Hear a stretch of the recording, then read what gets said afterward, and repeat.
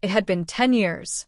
A full decade of marriage, marked not with fireworks and passion, but with routine, compromise, and silence. My name is Rachel, and I married Scott when I was just 25. We were both hopeful, excited, and convinced that love alone would keep us full forever. But over time, something inside me began to wither. Scott was a good man.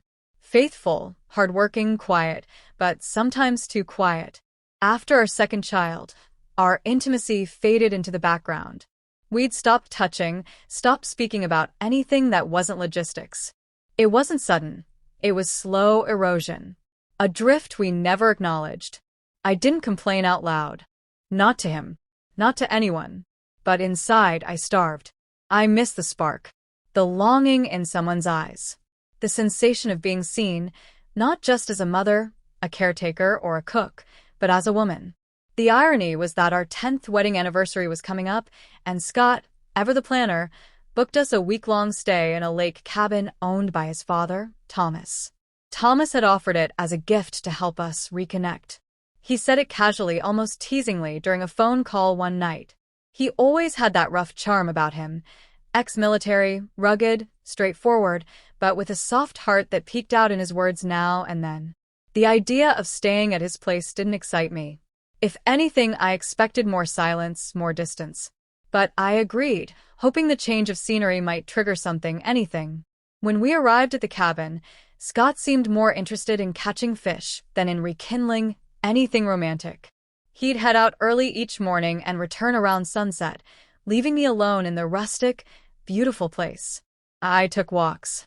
I read. I cooked. But the silence inside me felt louder than ever.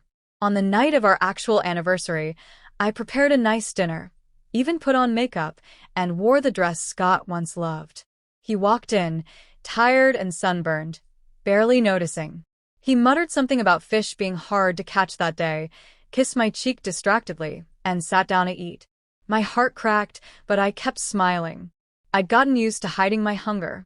After dinner, I excused myself and went out to sit on the porch, wine glass in hand, trying not to cry. The sun was setting, casting golden light across the lake. I heard footsteps behind me and assumed it was Scott. But it wasn't. It was Thomas. He looked at me, paused, and tilted his head. "You look beautiful, Rachel. You remind me of your wedding day." I blinked back tears. "Thank you," I said softly. "Not sure it matters anymore." He sat beside me, his gaze focused on the horizon. "I've been around a while," he said. "Seen marriages rise, fall, fade, and survive. I also know when someone's carrying more than they're saying." I didn't respond. "I watched you these past few days," he continued, his voice calm and low. "You're trying. I can see that. But I also see that Scott, he's not meeting you where you are." I swallowed hard. "He's tired. He works so hard."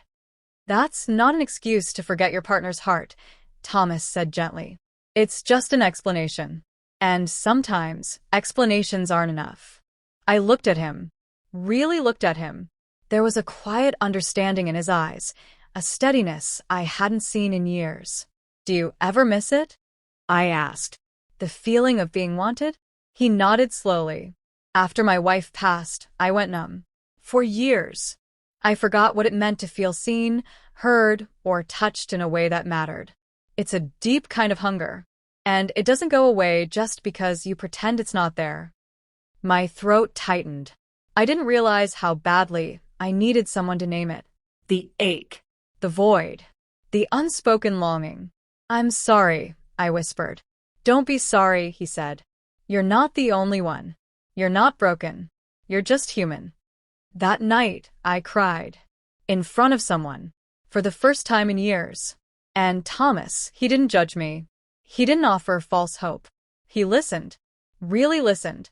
And in that small, unexpected moment, something shifted. Over the next few days, Scott remained distant, though not cruel. Just disconnected. Thomas, on the other hand, became a quiet presence in my mornings. We'd drink coffee together. He'd ask me how I slept. He paid attention, not in a flirtatious way, but in a sincere, grounding way that reminded me what it meant to be present.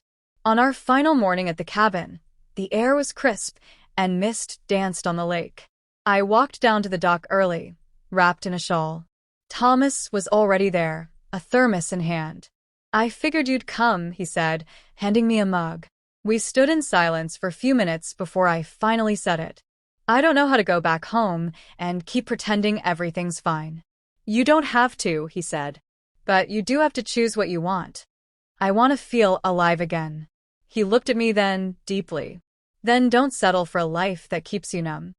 I turned to him. There was something powerful about the simplicity of his words.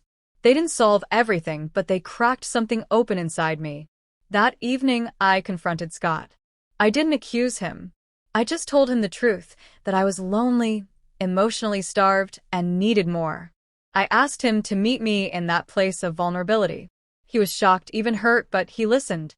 For once, he really listened. We didn't fix everything in a night, but the conversation was the first real one we'd had in years.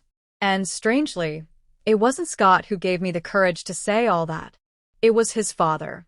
Thomas reminded me that I was still a woman with a soul that deserved to be nourished. He never crossed a line. He never made a move. But his presence, his words, his insight, they filled me with clarity and strength. Back home, Scott started joining me in the small things again. Cooking. Talking. He even agreed to see a counselor. We started rebuilding, not just our marriage, but our connection. I stayed in touch with Thomas too. We never spoke about those quiet mornings on the dock again. But I thanked him. I told him, plainly, that he changed everything. He smiled and said, "Sometimes, it just takes one person to remind you what you're worth." On our next anniversary, our 11th, I didn't wear the same old dress. I wore something new, because I felt new, not because of a grand gesture, but because one man, a father-in-law who saw my pain, helped me remember that longing isn't shameful. It's human. And that real healing starts the moment we stop starving and start speaking.